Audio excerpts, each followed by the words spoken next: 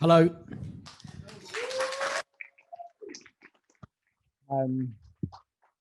Hello, Zoom people on the interweb. This is very 2020, isn't it? Ordering drinks with a barcode in a ventilated room where we all have to sit in the same direction. This is Unofficial Britain. It's a storytelling festival, so I thought I'd tell you a story about a landscape that you all know, that you're all familiar with. It's a landscape in which most of us live, but perhaps it's not been told in the same way as I'm going to tell it. It's a story about some of the places that you're familiar with in the edges of towns, in the middle of towns, like the weird flyover where the motorway crosses, that multi-story car park in the center of town, the trading estate, the industrial park, the business park, that new build suburban sprawling estate, the motorway service station you always stop at when you go to visit a relative, that factory with a chimney that everyone protests about, that eerie underpass that you have to go through on the way to work that crosses underneath the roundabout. These are places, you know, we're familiar with, but they're kind of overlooked. Often they're maligned. Sometimes they're seen as carbuncles there or blots on the landscape, places that we shouldn't really talk about. But I think that they have a place in our culture and in our memories and in our myth and in our folklore. And so I wrote in a book called Unofficial Britain, which is really about the myth and folklore of everyday places. And it's a journey through a landscape, taking in some of the places that we all know, but are slightly stranger when you look at them deeply, when you stop and you linger in them, and when you get close to them, and when you allow them to take over your imagination. We tend to attach the idea of folklore and of myth to the idea of a rural Britain, 16th century, 15th century, merry old England, a time before the industrialization happened. And we tend to think of the dell and the woodland and the haunted wood and the castle on the hill. And we have a kind of imagination, a kind of folkloric imagination. We've got lots of folk songs, lots of tales that were handed down from that time that still exist today, although a lot of them have disappeared. They're in kind of folk songs and hymns and tales and aphorisms and totems that you see in graveyards and Sheila gigs. They're everywhere. There's a kind of folklore that's just weathered and worn in the landscape of Britain. And that's what we tend to think as folklore. But something happened when the Industrial Revolution came along. There was a whole new super modern landscape imposed over the old. We got thinking about viaducts and super highways of railways crossing the country, big sprawling docklands, massive factories, mills, a complete change for some people in the entire topography of where they lived. And these things at the time would have been super modern and ugly and brutal and polluting and protested about, exactly the same way as the things that we talk about today are in the 20th century and the 21st century. But what happened with the Victorians is there was a folklore began to emerge from this urban reality. We think of like Spring Hill Jack in London. We think of like the Jack the Ripper stories. We think of vampires, this fear of sexual transmitted diseases and the great changes in the empire, told through the stories of things like Dracula and Frankenstein's monster, this issue we had with science and development. These were all kind of contemporary myths, even War of the Worlds with its alien invasions and flood myths of Richard Jefferies in London. There was a whole new set of anxieties and fears and stories we wanted to pass on, ways of enshrining our culture and passing it on. Now, we don't think anything of this kind of folklore or these haunted tales. We don't think anything weird about a haunted signal post on an old railway or the majesty of a viaduct or the melancholy of an old factory chimney that's no longer used. And we wouldn't think anything weird about being haunted or feeling haunted in a Victorian terraced house.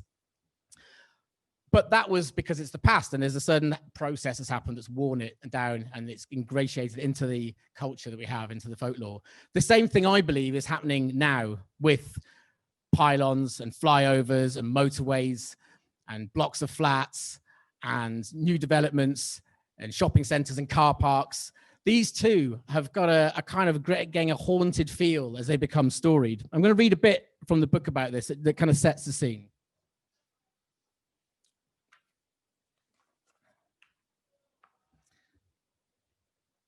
Many people believe that as much has been lost. Identikit hotels, chain stores, and car parks have eroded our sense of place. Zones of transit like airports and railway stations across the country are detached from local culture. Central heating and air conditioning and a supply of mass-produced goods flown from around the world have severed our connection to the seasons. There are fewer hubs where people can make friends and share stories. Screens, large and small, absorb us and detach us from what's happening around us. The artifacts of consumerism have pervaded every aspect of modern life, from shopping malls and supermarkets to billboards on the streets and advertising jingles on the airwaves. All this may be true, but to proclaim that there is no longer any myth, mystery, or beauty in our culture diminishes the everyday lived experience and underestimates the creative capacity of our minds. Our brains have remained fundamentally unchanged since the Stone Age. We still have that same instinct to seek patterns in the chaos. We still yearn to make sense of the mystery of existence. We still tell stories to help us process the world. We still have an emotional attachment to places and objects. These impulses have not died beneath the concrete and tarmac of the modern world any more than they did beneath the iron and brick of the Industrial Revolution. If you look closely enough, all landscapes can be fascinating and freighted with meaning. A styrofoam chip sent whirling across a motorway by the cough of a truck exhaust can be just as compelling as an oak leaf spinning in the breeze above a brook. They both ripple with the elements of the universe. They can tell a story or trigger an emotion, which is why it's possible to feel as much wonder and fear in a car park, power station, underpass, or waste ground as you can in a ruined castle or a dark, spooky wood. In modern terms, they are the ruined castle and the dark, spooky wood where monsters and ghouls may lurk.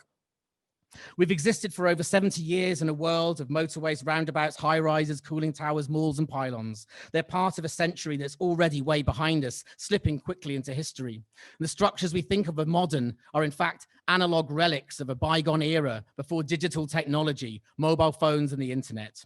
Generations have lived and died among them, played among them, attached memories to them. And if the railway bridges, viaducts, gasometers, malls, and docks of the 19th century can be storied, romanticized, and mythologized, then so too can the incursions of the late 20th century. They've been around long enough to become layered with stories as they gradually decay. And the stories of previous epochs haven't disappeared either. Even when buildings have been demolished and their inhabitants long dead, they can be found in the mine shafts and the cursed wells beneath housing developments, Roman ruins beneath service stations, and Victorian houses trapped within industrial sprawls. They're in the roundabouts that have replaced historical crossroads, the car parks built in former cemeteries, and in the factories operating where monasteries once stood. They're in the artworks, both sanctioned and illegal, that celebrate a location's history. They're in the memories passed down through generations. They're in the tales we tell. As the geographer Doreen Massey once said, space is always in the process of being made. It is never finished. It is never closed. Perhaps we should imagine space as a simultaneity of stories so far. The narrative constantly evolves. Flyovers that once destroyed urban communities have themselves come to harbor new communities of artists, outcasts, and ravers with their own myths and legends. Long reviled transmission masts, pylons, and chimneys have become beloved landmarks that anchor us to place. Suburban housing estates that once seemed so lacking in history have become ingrained with tragic events and haunted by their own kinds of ghosts. So that's the gist.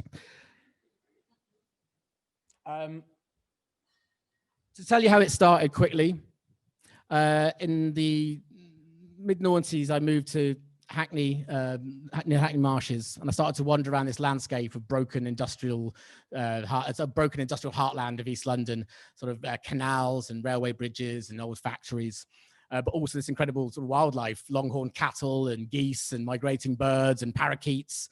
And I began to read a book by Richard Mabey called The Unofficial Countryside. And The Unofficial Countryside was written in 1973. And it was about exactly these kind of edgelands in cities. And what Richard Mabey said was nature is not a thing that's over there and then we live here. Nature is everywhere. It grows in every single place we live and it bursts through the cracks and it's there in the buddleia and even the rats and the kind of wildlife, that unofficial wildlife that exists on the edge of every town. And I realized this was the landscape I was in. And it's what inspired eventually the title for my website, Unofficial Britain.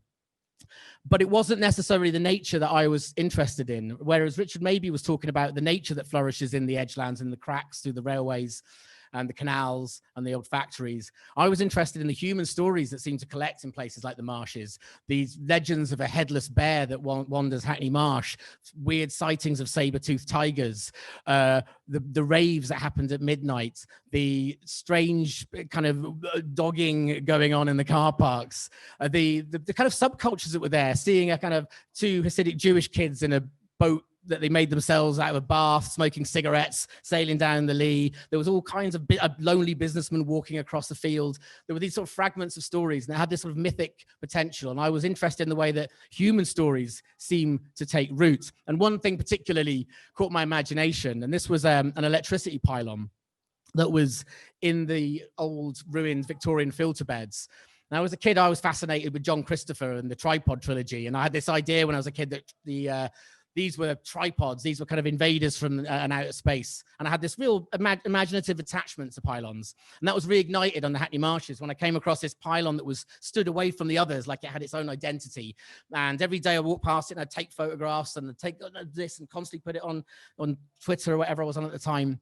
And I realized other people were doing it too. Loads of other people were taking exactly the same photo of the same pylon. And I started to notice that people were having campfires beneath the pylon at night and smoking joints and smoking cigarettes and drinking beer under there, like it was some spiritual happening or it was some totem of local culture. And when it eventually got taken down in advance of the Olympics and moved to a less, let's say, problematic spot where there weren't as many tourists, I was sad, genuinely sad. And in the same way as maybe someone would be sad if a significant oak from their local town was knocked down. I wrote a short story called A Dream Life of Hackney Marshes about a man who has a bit of a nervous breakdown and has a love affair with this pylon. And it was kind of the beginning, although I was sort of being funny about it, it really was a metaphor for my love affair with this kind of landscape, this other place that was just outside London. Somewhere that's fallen through the cracks, that was bursting with strange stories. And it seemed like an uncertain place where you could let your imagination run free and invent any story you liked. And that became my first book, Marshland. Now, in the beginning of Unofficial Britain, I talk about this origin story. I guess everyone has to have one. It all began with the pylon. But then as I started to develop my writing and meet lots of other people, I realized lots of other people had the similar kind of fascination. So my first chapter is about the strange religion of electricity pylons. So an example in the next slide is an artist called Maxim Griffin. Oh, no. Yeah, and Maxim Griffin. So here he is connected, probably quite rightly, the pylon god of new advanced technology with the ancient stone circle and the Neolithic. And there's an idea that runs through a lot of the stuff that I've seen, for example, sculptures in shopping centers and things like that, of the Neolithic, the sort of that point where farming became ingrained in culture and changed the entire topography and way of living, stopped being we became sedentary and began to build societies and using money and writing. And everything that led towards the electricity pylon probably started with the people who built these things. And if you look at electricity pylons, they have the same kind of structural feature across the landscape. And a writer called David Southwell, who has a website called Hookland, he created this idea of a pylon cult called the Pylon People. And he said that they got lost after a festival in 1969 and began following the ley lines of energy pylon lines throughout the countryside. And you can sometimes hear them singing these weird chanting songs at night of devotion to the pylons in Britain, which is a kind of new form of folklore. And it is exactly this how probably the folklore began, with the structures that we consider folkloric in the past. This is another example. This is a guy called James Knight. He's a poet, and he makes these sort of pictures of dreams. So this is his pylon Christ, which was interesting because my first impression of the pylon was this idea of these crowns of thorns around the legs. And I felt that there was a kind of sort of strange sexual religious thing going on with them myself. Pylons themselves were designed by a guy called Reginald Blomfeld, who created them because of the Egyptian pylons. So they actually come from Egyptian mythology. And the pylons were structures that were positioned on either side of the Nile, and the sun would rise beneath them. So they were kind of channeling the power of God, of the gods, into earth. And that's kind of what pylons do. And they have this same tapered top. So they've been deliberately designed to look like these obelisks. And there's conspiracy theories online. Like there's a group of people who I think they're called the New Truthers or something. They're up north, and they believe that these are symbols of the Illuminati, and they're penis icons positioned around the country by the ruling bloodlines to show off their dominance to the masses. conspiracy theory may be, but this is the kind of strange energy you get from these pylons. There was a TV series in 1975 called The Changes, and it was this apocalyptic scenario where people rebel against the structures and the technologies that have enslaved them in the 20th century. And they revolt against things like pylons, and they smash up all the factory machinery. And the pylons are a recurring motif in this series, where there's sort of big static shots of them with doomy electronic music, and the characters call them wicked and sort of cower beneath them and remove their children from them. And this, I think, was something ingrained in a culture for a lot of people who grew up in the 70s, late 70s and early 80s, which the writer Bob Fisher calls the haunted generation. This these terrifying public information films, ways of getting electrocuted in substations, this fear of throwing frisbees into pylons, has kind of embedded in us and created this huge wave of anxiety that's attached to these things, which may lead to this idea of not the fetishization of them, but this kind of continual fascination that we see in various artists and writers who write about these kind of landscapes. Even the Unofficial Britain copy that I have by Richard Mabey has a pylon on the cover. So that got me thinking, really. And I moved to Hastings, where I wrote my second book, The Stone Tide, which really wasn't about any of the things I'm talking about, except for this idea that in the book, I take lots of local folklore and mash it into a kind of biographical format. But I was interested in the idea of the Crowley curse, because it's pretty much a myth, and it's very unlikely that he, in his state he was in at the time, and a person who loved Hastings and was just taking a lot of heroin and getting old and ready to die would really curse the town that he really liked. But I think that it's one of these new urban myths which tries to, I think it took hold, and it's so pertinent because of the declining fortunes of the town that happened after the 1950s and 60s and 70s. A lot of the problems in Hastings, I think we use folklore and these kind of mythic tales to sort of tell a story about ourselves and our problems. And that's where a lot of folklore comes from. So I don't see any reason why there can't be an urban folklore any more than there can in the past. As I was writing that book, basically one night I got drunk and I walked through Morrison's car park and thought, you know what, I'm just going to walk around this place. This is as good as anywhere else that I've been. Why not? So I started going into the perimeter and sort of exploring the corners, and there was a fox in the forecourt. There were some strange characters in the corner. There was a car that was a crashed Mercedes that had 1066 on the number plate, which was really weird. There was a guy came down the access ramp in a car with his lights off, and you could just see the glints of his eyes, and he kind of went off into the nether regions of the car park and just stayed there. There was another woman who just sat in a car on her own. The supermarket was closed. And there was all this kind of slams and bangs and noises, and there was a sort of energy to the place. I thought that's kind of interesting. So is a car park a place that could be written about like anywhere else, like a meadow or a woodland or a National Trust property? So I decided to find out and started traveling up and down the country looking at car parks. That became my book, Car Park Life, which was what led to Unofficial Britain, because really what happened was, as I was sort of discovering these non-places that nobody really cares about, blank spots. I wasn't even talking about multi-story car parks at this point. I'm just mean the bit outside KFC, the bit in the kind of retail park between KFC and M&S and B&Q, and places that didn't really ever get written about, and no one really walked around them because people just stop and go from the car to the shop. And I thought, well, if you treat it like a landscape like any other, is there a sort of magic there? Can you start things to write about? I think I managed it. The people who read the book can probably tell you, but I started to think about other places too. One of the things I noticed in retail parks, as I've said before, was this idea of sort of standing stones. So if you look at the next slide, it's going to be a big one. So this is Cribbs Causeway Retail Park, which does appear in Unofficial Britain and Car Park Life. I love it so much. It's a massive multi-car parky mall within an older retail park, within an older retail park. There are bits of the retail park where you can only see layers of retail parks, like hills unfolding over each other into the distance, going all the way to the M5 and to the M4. It's car park heaven or hell. And there are these strange structures in the car park. This is one of them.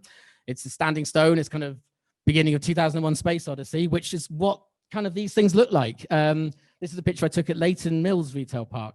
And these kind of obelisks that sort of strike up and are quite magnificent. And the art seems to try and key into this idea. Causeway Retail Park, there's a standing stone. There's another roundabout that has a sort of cone breast Madonna sort of 1980s type thing. There's another one that's apparently an anus, and another one that's kind of in a kind of, you know, a woman's part, should we say. I didn't know this. I wrote the book and said, oh, it's to do with the Neolithic and the future and everything. Someone said, no, it's all erogenous zones. All of Causeway Retail Park is designed as erogenous zones. And it's this weird, that was me walking around having a quick look, and then there's always more to see. I started to think about those, and I started to think about roundabouts and the structures we put on them. So I'm going to take you on a little tour of a few of the places in the book. I'm going to start on this subject. So I'm going to go to Scotland, to Glenrothes, to the Cowell Roundabout, which is in the next slide. Yeah, so this is a sort of Newtown thing outside of in Fife. This is Balfarg Henge, which is a place in the village, which has got a load of houses around it. It is effectively the shape of a roundabout. You can't quite go around it in a car, but that's where everyone lives. And there's about 2 or 3 stones, and there's some posts where apparently that was where the structures existed. However, much better, in my opinion, than the old stone circle is the new one, which is this magnificent beast, which is a roundabout that has got 7 standing stones in it. And I feel it's in the middle of 4 intersecting roads, long causeways with huge trees. When you walk onto that, you feel proper power, not in the sort of flimsy actual Neolithic one. This is where the action happens. I sort of did that thing of going, you know, the driver's staring at me weirdly, and then you kind of crop onto it, and you really feel like you're in the center of a ring of power on here, and it's sort of thrumming with the energy of all the traffic coming from it. You think this is what it's all about. These are the stones doing something. This is what it must have been like. It's giving people a location. It's giving people drama. It's kind of supposed to inspire awe. It's also a capsule of local culture. It's trying to tell a story about where he lived. So it's an interesting roundabout. There are loads of these in Britain, not just standing stones ones, but ones with all kinds of sculpture on them, and that do tell stories about places. And the more you sort of begin to look at them, the more you begin to see them. And they're quite often, if somebody wants to celebrate something, a roundabout is usually called the name of that person, and a sculpture is put on it. There's one in Bedfordshire called the Black Cat Roundabout, where there was a garage that used to sell a mechanic or something. Anyway, it closed down. The junction got turned into a roundabout, but the people just were obsessed with the black cat. It had to stay, so they got a massive cat on a pole, like sort of sign, this thing that does that, and it's got these sort of terrifying, it's pretty terrifying. And they did it. The first one got stolen. They put another one up. I think it ended up in Sunderland. Another one got up, it got graffitied. Another one, then one of them came back. So bearing in mind the mythology of the black cat and witchcraft, and the idea of the crossroads being this kind of folkloric place, a thin place where all sorts of magic happens at certain times, the black cat's really living up to its name, even though it's a newish roundabout. Enough of that. Next stop, let's go to Grimsby. So, in Grimsby, there's a place called the Nunsthorpe Estate. And it was built after the First World War, and then after the Second World War, just of this expanding kind of area to the south of Grimsby, like your classic massive council estate. In the early 1980s, there was a guy who lived just at the top corner of that estate. I think it was just outside the estate, to be fair. It used to be Nunsthorpe. It was called that because it was religious grounds. It was the grounds of a nunnery. And so anyway, this guy, Robin Furman, was going up his stairs, and he got to the top of the stairs, and there was a nun at the top of the stairs, and she had no face. And as he got closer and tried to touch her, she disappeared. He was completely inspired by this rather than frightened. And he went off and studied parapsychology at college and university and became a lecturer. And he started to do his PhD. And to do his PhD, he decided to form the Grimsby Ghostbusters. And there were about 7 of them. And they had an ex-mayoral limousine, like as their car of like their call-out car. I don't know if they had a light on top, but in my head they did. This is all true, by the way. And the Grimsby Ghostbusters also had a machine built out of an old Acorn computer called a Robo-Ghost. And that was what they'd use to scan for the ghosts. And they were joined in a kind of Scooby-Doo twist on the theme by a massive Newfoundland dog called Ben, who would join them on the adventures. So they'd all pile into the limousine, head off, and solve some kind of, ghost capers, I guess. But all the ghost stories that they have he wrote a book about this called the Grimsby Ghostbusters. All the cases in there really are taking place at very modern places. There's a car auction house where a man hanged himself when it was a fairground ride. before it became an auction house, a shop, just a very modern contemporary shop, like sort of post second half of the 20th century, where there was a ghost of a man who was wearing Rupert Bear trousers, who would sort of drift through the walls, leaving a smell of tobacco behind him. And on the Nunthorpe estate, where he saw his apparition that influenced everything, there were two really sort of major, proper like poltergeist incidents, Hollywood style.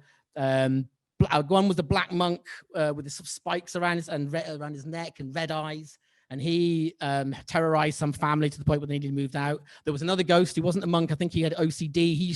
He was a bad ghost, but when they shouted at him, sometimes they'd come and find the clothes put back on the rack and the towel hung up. So if they chastised him, they could keep him under control.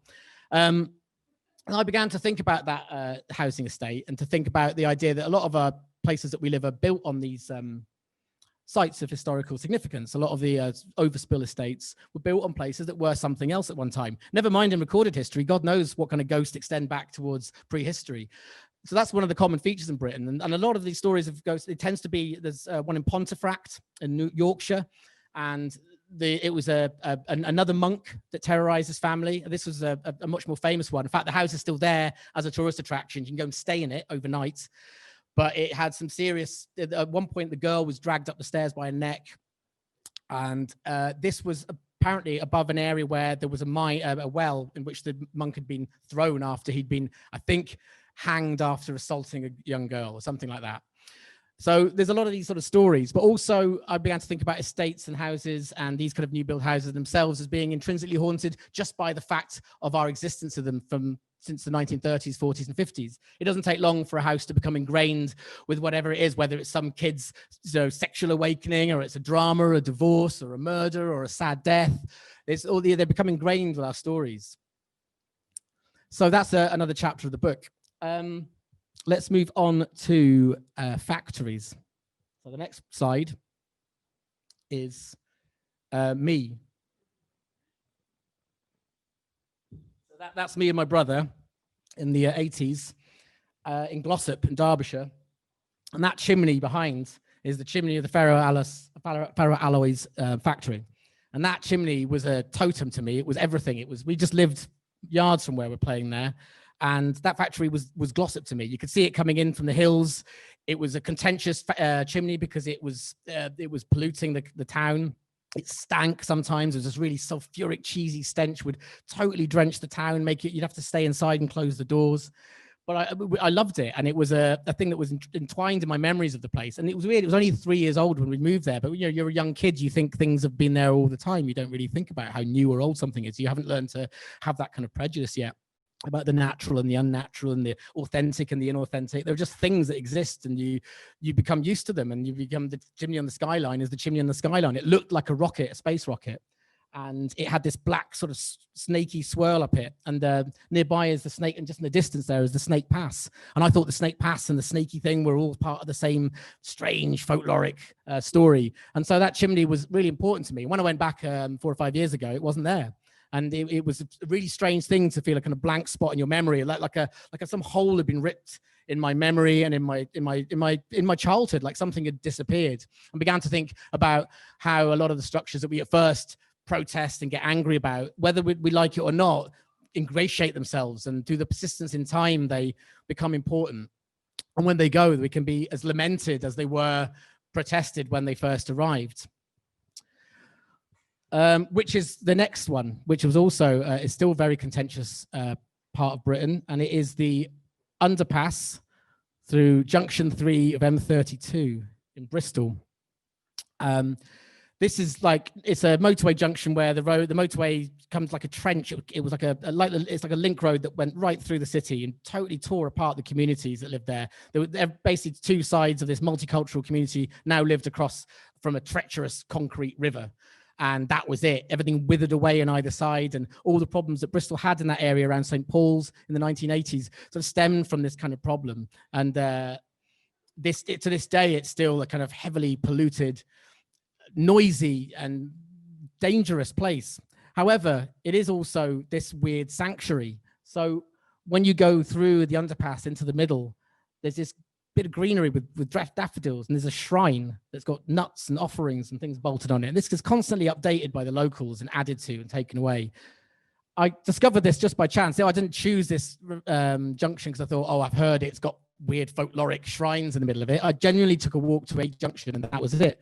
At the same time, I found that, which was on the right over the M32, which was this doll with the rose petals on its lap tied into the structure. Whether it didn't seem to be a memorial for someone who jumped, it could have been.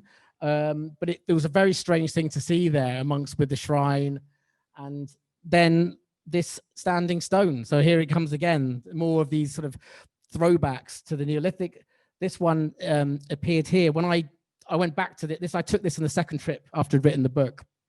And as I was looking at this going, my God, they put a standing stone here.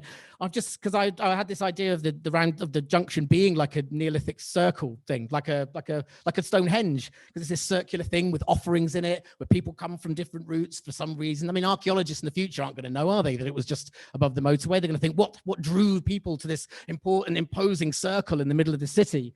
And then they've got this stone here. And as I was looking at it, a woman came up to me with a dustbuster and said, what are you doing looking at that? That thing is evil. I said, why? She went, they've put that there to stop us parking. They've been using it as an unofficial car park, and the locals, they've just shoved it there to kind of stop, which ruins the story a bit, doesn't it? And then she said, can you fix this dustbuster? And I said, well, she said, can you open it for me? And I went, and she went, you're a man, you can do it. And that was a big mistake. I can't even hang up a picture. So I was just doing this. And she was glaring at me going, you don't come from around here, do you? And then the journalist said, oh, Gareth finds these structures really inspiring and beautiful. She went, well, you don't live here, do you? It's a terrible place. And snatched the dustbuster off me and just walked away. I don't know who carries a dustbuster around Bristol. She wasn't going to a car or to anyway, that's that.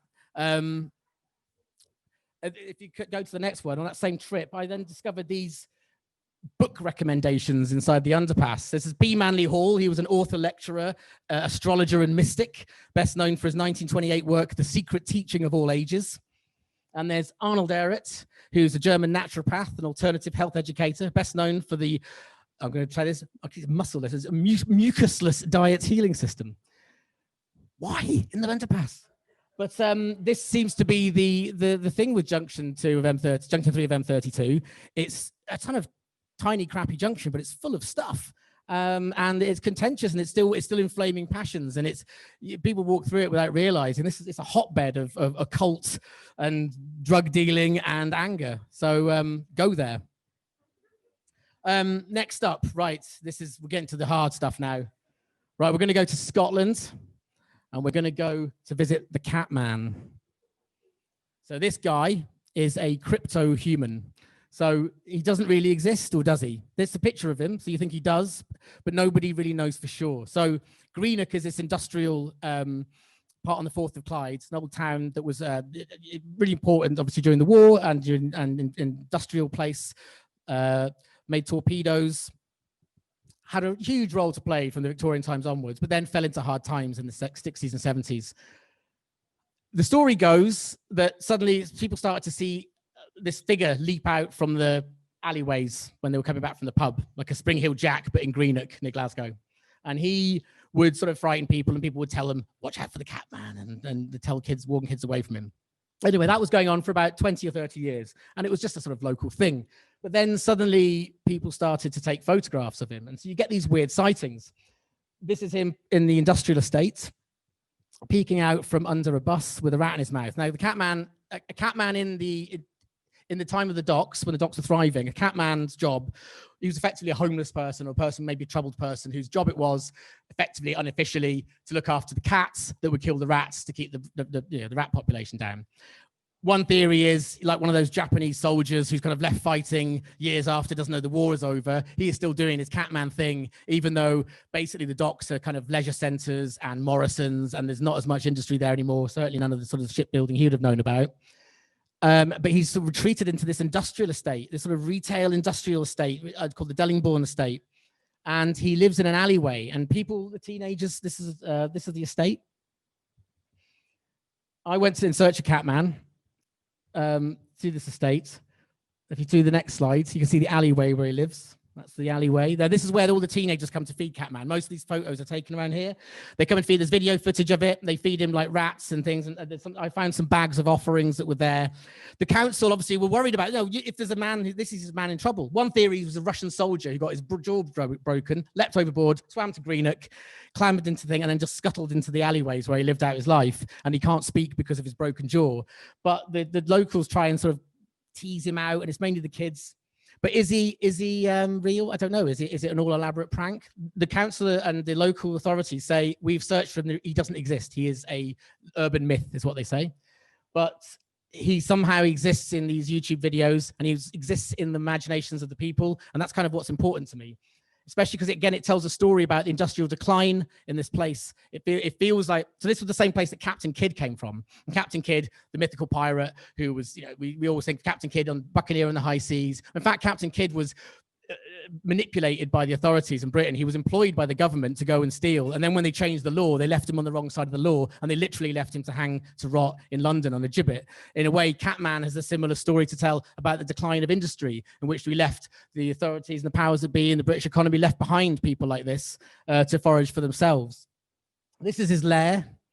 And I went into the lair, and you've got these kind of strange bivouacs made of fallen tree roots, all sorts of odd objects around. One of them was, the next slide is a wallet I found that had been stolen from someone. And I thought, as I picked it up to sort of think, there was this weird duck fatty paste in it. And I went, ah!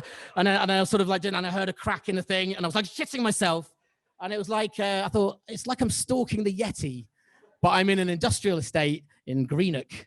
But it had the same fear, this wildness, and this sense of mystery, and a sense of odd magic and terror. That there are things that maybe exist in industrial estates that we don't really know about and we can't really see, and we can never really find out if they're true or not. Which is, bearing in mind in our information age, there's a strange kind of beauty and magic to that.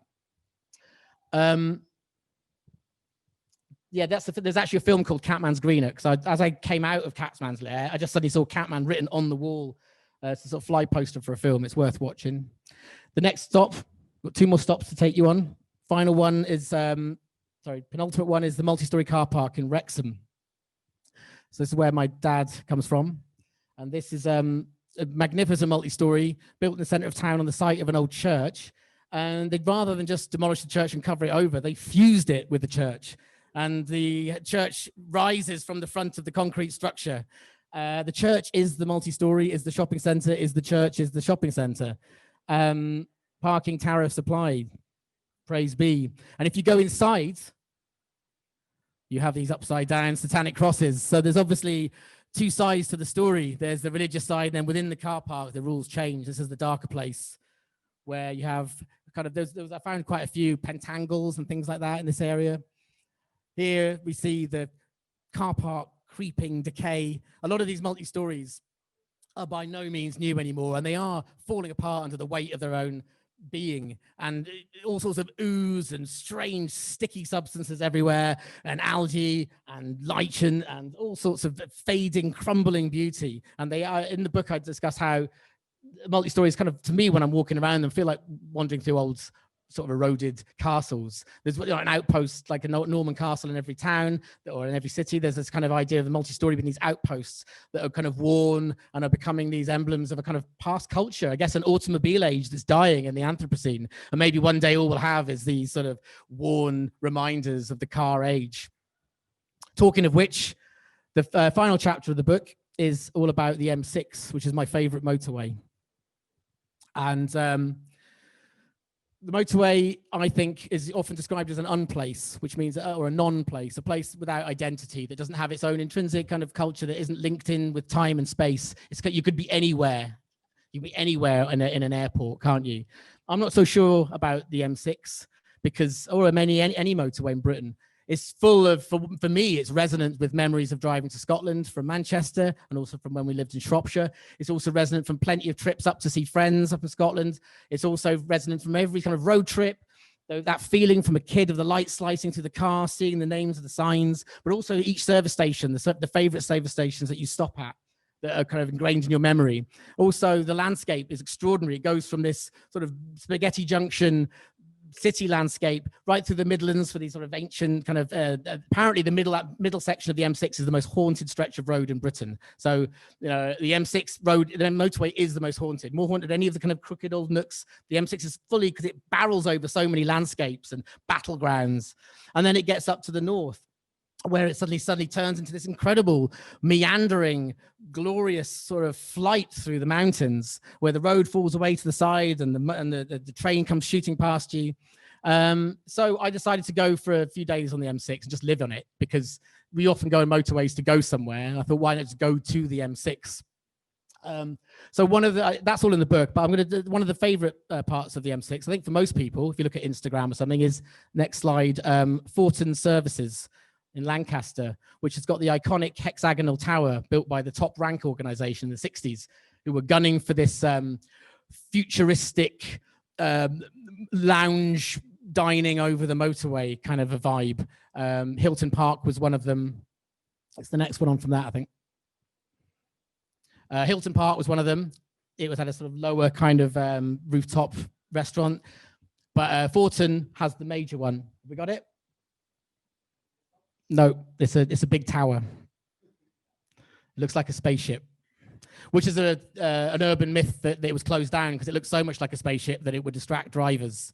The real reason was there was no access route to it. The health and safety wasn't right for the tower, and it kind of fell to decay. If you go forward, earlier,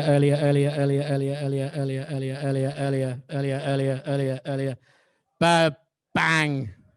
There we go. Now, you can go to Fortin Services, and it's on lots of postcards and stuff. But I thought, why not look around the other parts of Fortin Services, the less famous parts of Fortin Services? So as I strolled around the perimeter, I found all sorts of weird shambolic bits. But I came to what I now call Fortin's concrete henge, which is on the next slide. There it is. Oh.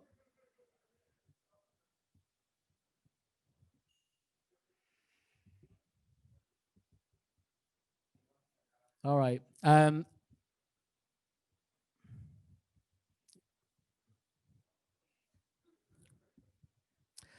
Anyway, Fortin Services. Every ladies and gentlemen.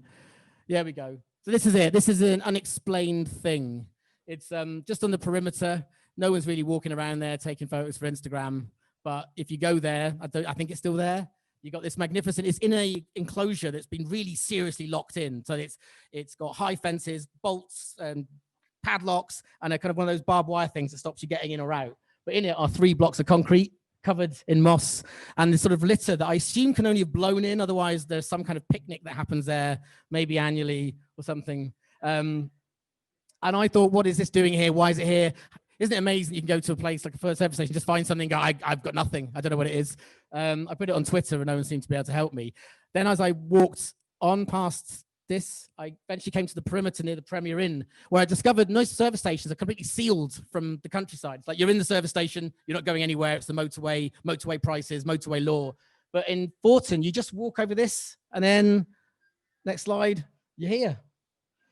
You're just in the countryside. You just stop. There's no membrane. There's none of the, where are the hoardings? You just basically walk into the 1950s. You leave the superhighway, the glorious restaurant in the sky where the Beatles once dined, and then you just in the Premier Inn, whatever, and then you just head here. And then it's a country lane, the smell of sheep shit, cattle lowing in the distance, crunching leaves underfoot. And it made me think about this idea of the closeness, really, of this old England, merry England, and the structures we call super modern today, these unplaces of the motorway, where you're only really a tiny little bit away from deep history. The M6 is quite a popular thing in songs. So you've got, there's like 5 songs by the band Half Man, Half Biscuit have service stations from the M6 in them. And I suddenly thought about that in the book, about the idea of music in the M6. And there's a guy called Matt Bauer who's as weird as me, evidently, because up in near Preston, which was the first stretch of the M6 to be built, he decided to record the M6 as it was heard through the Buxholt Reservoir Nature Reserve. So he took his kind of boom camera and he recorded the drone, the natural drone, the song of the M6. It's a kind of noisy stretch of road. He then put this on Twitter with a kind of drone thing, and I said, I'd love to write something for that. At the end of each chapter of this book, I've taken old 16th and 17th century folk songs, and I've corrupted them and changed them and turned them into songs about pylons and hospitals and multi-story car parks. And I wrote one about the M6, effectively a folk song. It's based on a song called The Three Jolly Beggars, which is basically about three jolly cobblers, which is basically about three cobblers who go off to get pissed in a pub. Not all folk songs were that, deep. There was lots of folk songs that were really just about people's jobs and where they were going. They were often used on broadsheet newspapers and the very early broadsheets that advertised to people to buy them. So they weren't all that mystical. They were quite mundane. And I thought, well, these would be perfect for effectively things like motorways and flyovers. So I wrote this thing, and Matt Bauer then turned it into a track. He's got a band called the Revenant Sea, and so he does lots of electronic dronescapes and soundscapes. And then we released it on Bandcamp, so it's there if anyone wants to listen to it. But I decided for today I'll do a special version of it. So I'm going to include Matt's drone from the M6 and the bird song, and we're going to get another Matt called Matt Frost, who's in my band The Dirty Contacts and also the Black Archers. And we're going to do a sort of psychedelic, sort of late 70s post-punky type track that's also a folk song that is also a duet with the M6. So I hope it works.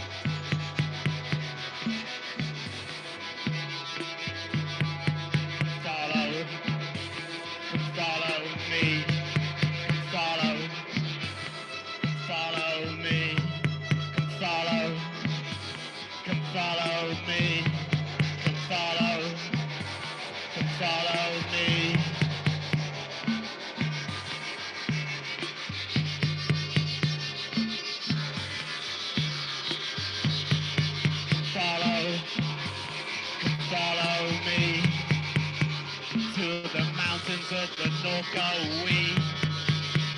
Let us leave all that's behind us forever, and let us go together in the communion of the drive. wherein we feel our most alive. Come follow me. Come follow me. Come follow me.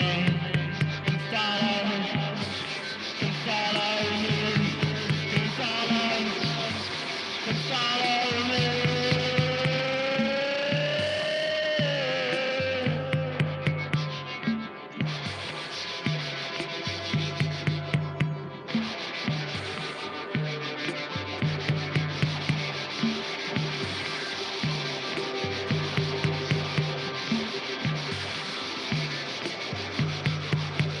At service stations we stop for a spite. There with the Son of God to spend the night. Days in, days out we go to all the places we used to love and know. The techno rave at night that blared, the dance on tarmac that we shared. Come follow me. Come follow me. Come follow me. Come follow me.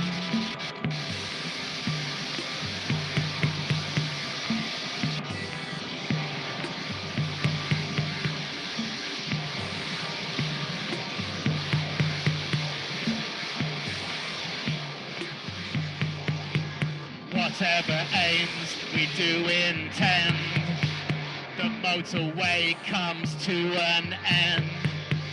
Its future dreams, they lie decayed.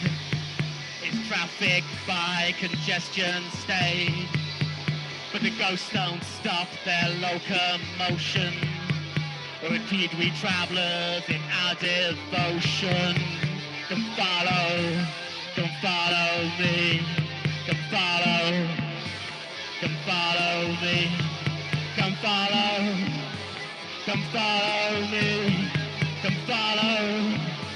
Come follow me.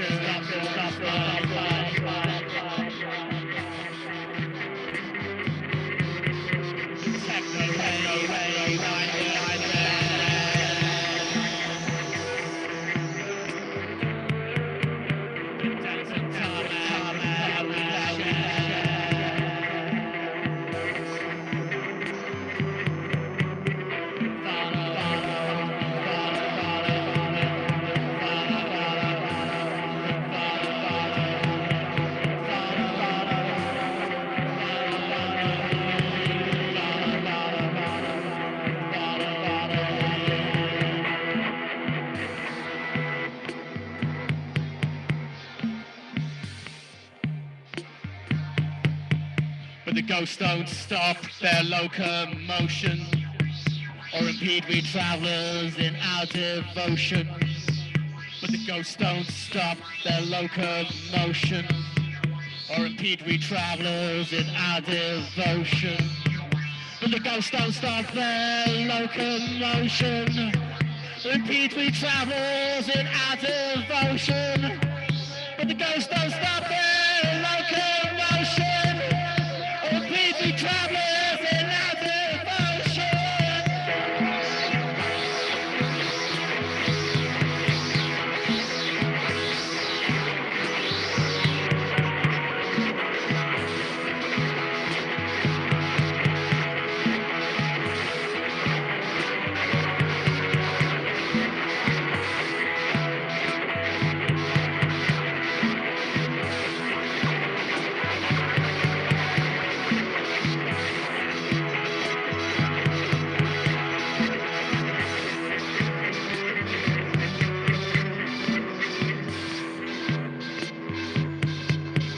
The M6.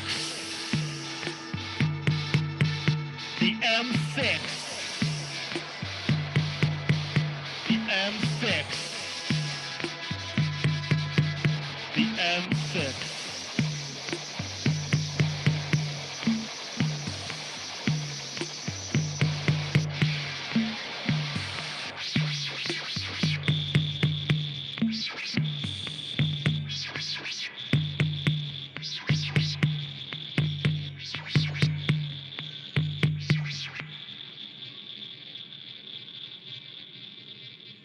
The M6, ladies and gentlemen.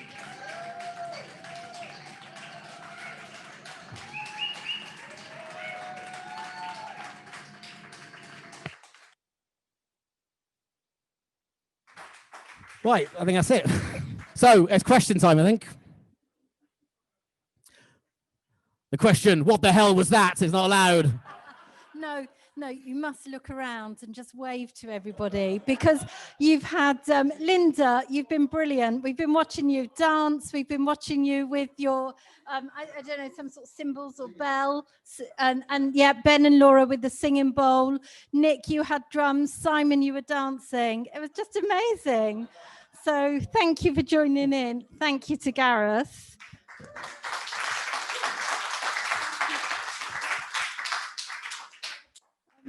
There was somebody else I wanted to point out, and she's just disappeared, so I'll try and remember to come back to her.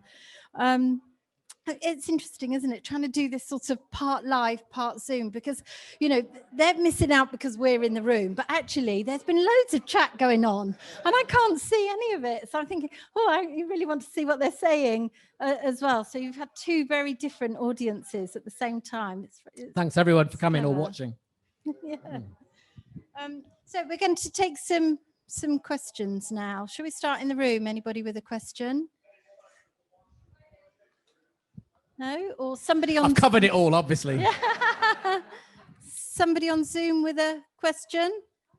Oh, no, hold on. Sorry, Naomi's got a question.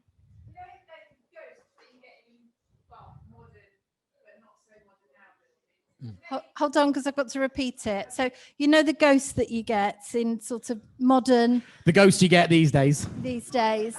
In modern, the modern ones you get these days. The modern ghosts.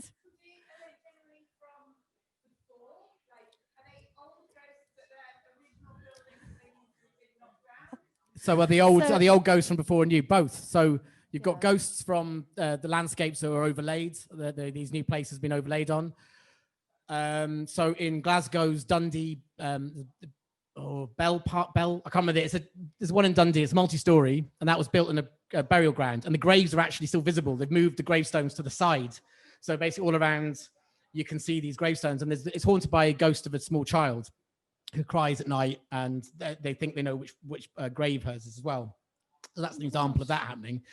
But also in multi-story, exactly the same example, in multi-story car parks, there's also been ghosts seen of people committing suicide. Someone saw, again in Scotland, they saw a woman move towards the edge and jump, and then they looked over and there was nothing there. Similarly, in housing estates, there's a ghost that existed in the landscape from before, but also, for example, the Enfield poltergeist, which is one of the most famous of the council house hauntings of the 70s, which proliferated at that time. That was a guy who died in that house, who was angry and kind of came back to haunt them. So I think we've been around enough for both to kind of be both hauntings to exist.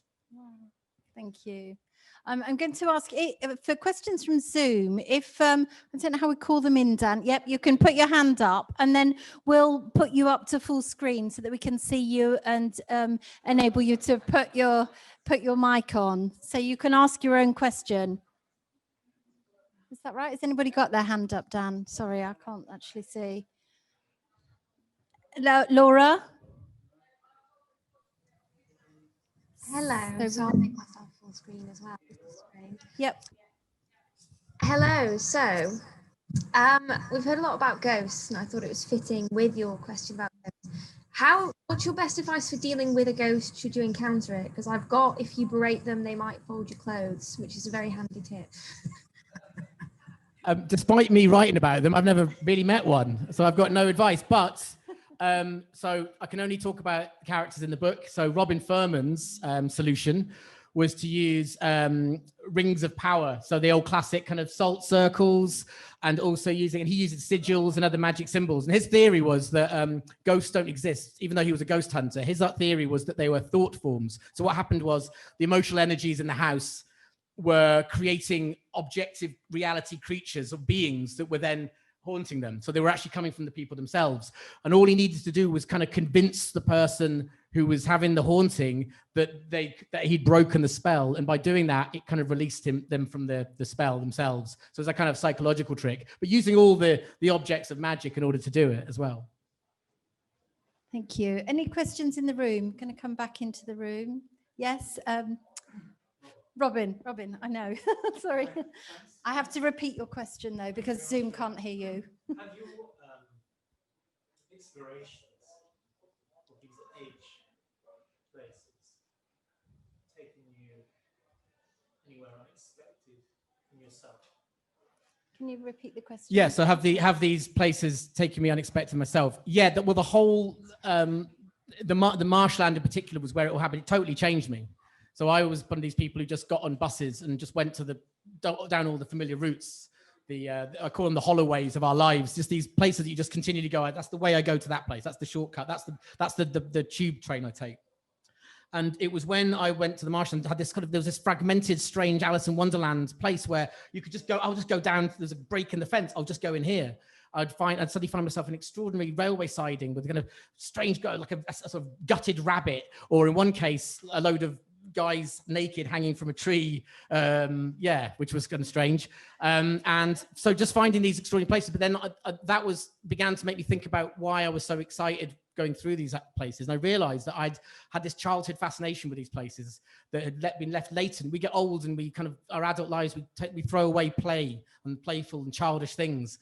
And actually one of the things about going and crawling around in these strange spaces and allowing yourself to go on an adventure, even if it is just that weird edgeland at the side of your town, for me, it was like an Alice in Wonderland adventure. I come back from a walk and it feel like 2 or 3 hours had passed. I was completely energized. I had so many ideas. I've been trying to write fiction for about 10 years unsuccessfully. I had so much short stories. I was published within a year. It was like everything. It was like a creative tsunami. I was just writing and writing. Everything I thought, why is that there? I'll make a story about why that's there. I couldn't explain what these objects were. And it was fascinating to me. And it was completely off the beaten track. And that's everything I've done, all my life since then, all my published work, it's all been because of this. So it was all because of the place. I wasn't trying to write. I wasn't a writer who then thought I'm going to go to these places. The place changed me. I wasn't writing. I was a copywriter. I didn't do any fiction writing or any kind of books like this.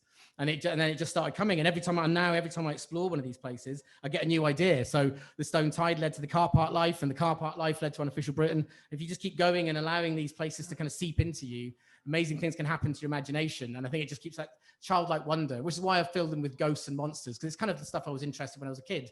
So, I'm not sure everyone necessarily will write a book like this about ghosts and werewolves and Catmen. It just appeals to the 10-year-old boy who basically writes the books for me. Thank you.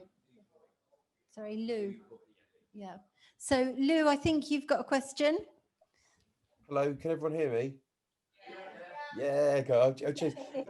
Brilliant talk. Thank you, Gareth. I was going to ask, are preservation efforts like Grade 1 and Grade 2 listing and the National Trust, do you think by hoarding time and space around interesting spaces, they actually limit the chance for for the stories you were just talking about, all the interactions? I think that, well, there's two things. I mean, the heritage thing that obviously usually preserves certain types of buildings and places that are considered officially important. And like you say, there's all this other stuff that's just as interesting.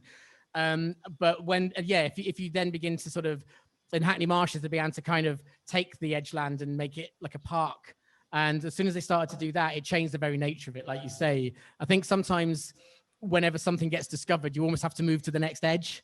And in a way, what's the beauty of it? This stuff not being heritageable, if that's a word, or you can't be confined, and you can't put some tourist boards up.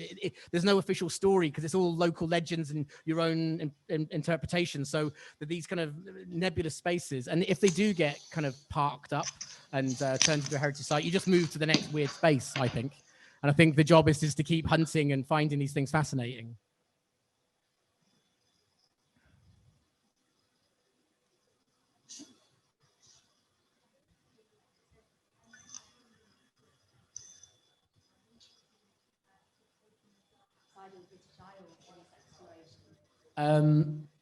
No, because the whole, have I taken myself outside the British Isles in this exploration? No. And the reason is, it's not for any kind of weird nationalist thing. It's just because I've got kids and a dog. And so my first book, Marshland, was all the area I describe is exactly the amount of area I can walk during a lunch break. So that was that bit. And then when I moved to Hastings, all the stuff in the book is exactly the circumference I could take in a lunch break. Car Park Life was the first one where I could kind of go away for a weekend and do it. And I just thought I'd keep to a niche. And because I set up a website called Unofficial Britain, I stuck to it. I'm sure these are everywhere and I'd love to do it. If I had the money and time to go on a trip somewhere. I don't know if it's going to happen now, even if I could. I have got an idea of a book that is not in Britain. I have got an idea, but it's based on a travel I took when I was in my late 20s. I like the idea of, and I wrote a diary, and I've got this idea of maybe traveling the same place and overlaying the diary of a closing on 50-year-old with a diary of a 29-year-old, but that's just an idea.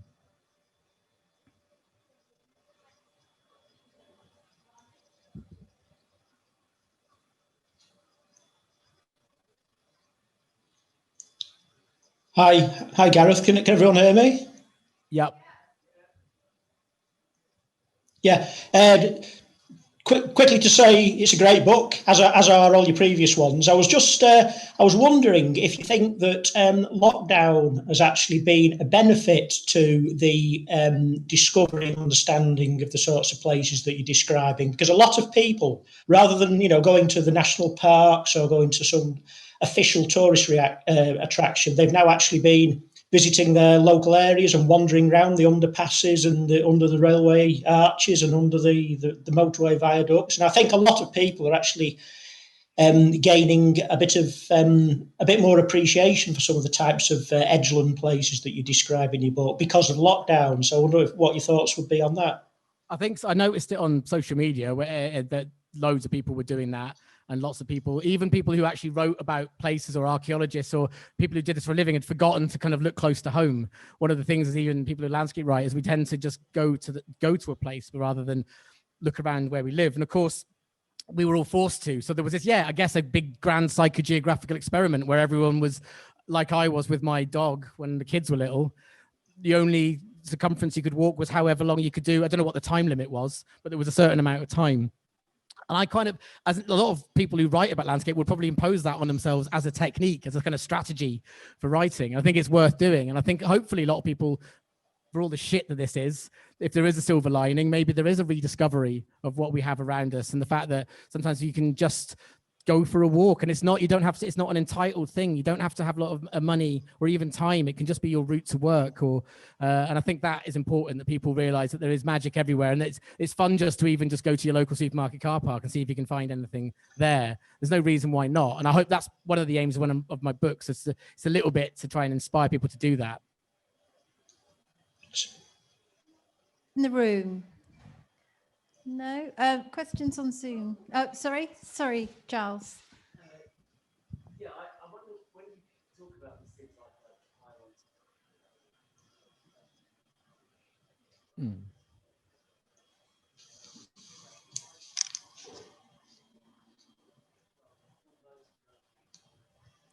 Yes, the question is, Yeah, are the two tribes are the people who find the concrete weird thing at the side of a service station interesting, and those who just go, I don't get it at all. I don't know what you're in. I think so, probably.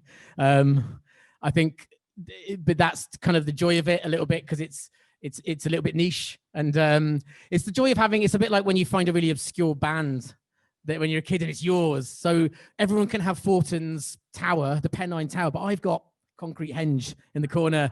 There's only me and you guys know about it, and the people who read the book. And I don't know, I think I like that. It's like finding something that's yours, and then it's a place, and then you attach your own little myth to it. It's like you do when you're a kid and you find that cool alleyway, or you make that den. I think that we're adults, we still have that same kind of propensity. But I do think there's some people who just go, no, I just prefer the big tower because it's nice. Yeah. So it's the same with all things in culture. I think there's always the kind of the weirdo, freaky outsiders, and I hope that's kind of not casting aspersions, but that's kind of who I'm writing to a little bit. Oh, I can see Anna with her hand up. Anna, your question, please. Hi, Anna. Oh. Myself, I think. Can you hear me now? Yeah. Hello? Brilliant. Yeah, so for me, psychogeography is kind of another way of saying the world is your mind, because I'm into that, how the universe works. I'll just plug a book that I'm writing at the moment as well. But it's all about, you're obviously an interesting person, and when you look at the world, you see your own. Have you noticed at certain times, and funnily enough, actually, I should say, I saw you today, Gareth, didn't I, from my car? We drove past each other weirdly. I haven't seen you for a while, but it's still by coincidence, because the universe is all about that. I just sold my car, which actually I felt quite sad about, because although it's just a car, like you're saying, it's a metal object, but I felt quite emotional about losing my car. But anyway, yeah, I was just going to say, have you had incidents where you've had a thought in your mind and then something has appeared in your physical geography that reflects a thought, or do you get that experience that you see yourself? Because obviously you see the world through the filter of your imagination already, but have there been times when you've thought, that's really weird that that's turned up just when I was thinking about all the time? And one of the things is so I used to do this thing called synchronicities, where I used to think I want to go out and just evoke a mood. So I would get myself into a weird mood by putting a weird piece of electronic music on that would kind of be dark or kind of get me. And then suddenly the landscape would be full of these strange totems and mad dark objects that seem to fit the music. And I think state of mind, I think there is an objective reality out there. So I think that a pylon and a flyover and a multi-story car park can have its own intrinsic identity and energy as an object in its own right. But I also am very aware that sometimes the mood I'm in will change the things I see. And one of these things, there's an experiment that I think if you go out today and you say, I'm going to find a 5p on the floor, and you're absolutely focused on it, you'll find a 5p on the floor. And it's not necessarily that the 5p's magically appeared. It's just that you've focused on it. And I think we've got an incredible ability for focus and concentration. And one of the things about the kind of writing I do, to do the research, you go out and you do what I call close reading of the landscape. Just go out and you absolutely look and look and look, and you find what you're looking for. So whether that's, I'm not saying it's a manifestation of my brain in the landscape, but yeah, you find what you're looking for, and you find the stories. And some days I don't see it at all, and it's usually when I'm distracted or in a particularly bad mood. But on days when I'm either heightened emotion, happiness or sadness, or just a kind of fierce concentration, you can find amazing things. And you have some walks where you come back with hundreds of photographs and objects that you found. And it's incredible. And you think, how have I found all this? And how can it be there? And you only walked here last week and there was nothing. And I think that's all about state of mind. Yeah. Thank you. I think Ben, Ben, did you have your hand up? No? Okay. Sorry. Are there any more questions? I think we might leave it there, Gareth. Oh, no, Linda's got her hand up.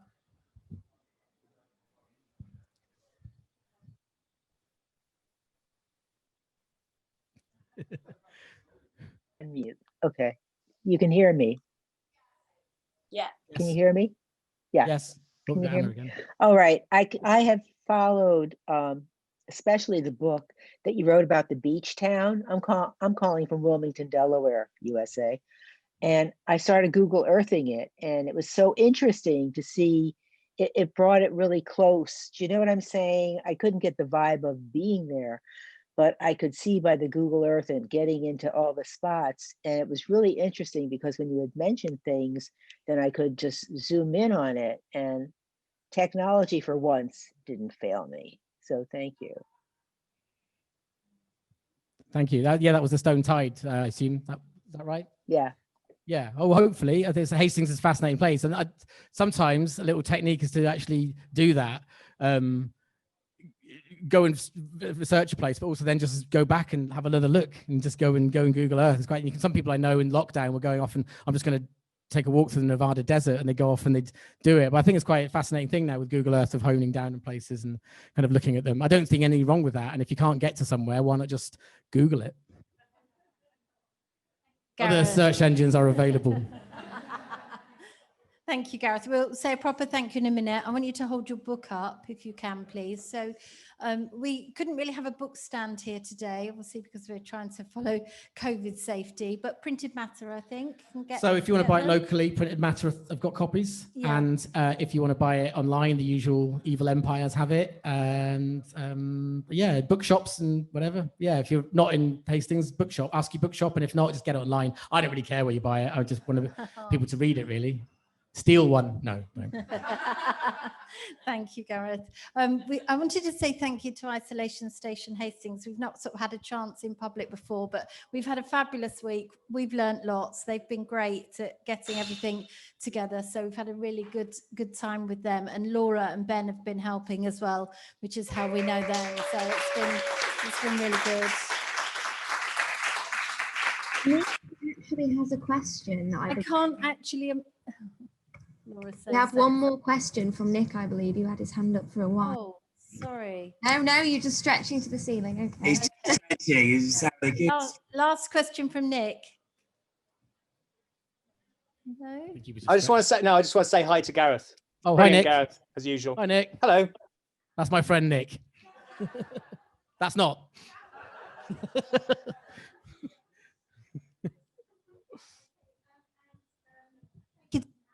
For being here and playing with Gareth. Cheers, Matt. And thanks to Matt Bauer. If he's watching, he might not be, he might be. Yeah. But yeah, if you want to get a drone version of that track, it's called the Revenant Sea False Actuary. Yeah, and obviously, biggest thank you to Gareth. We love having you at the Storytelling Festival.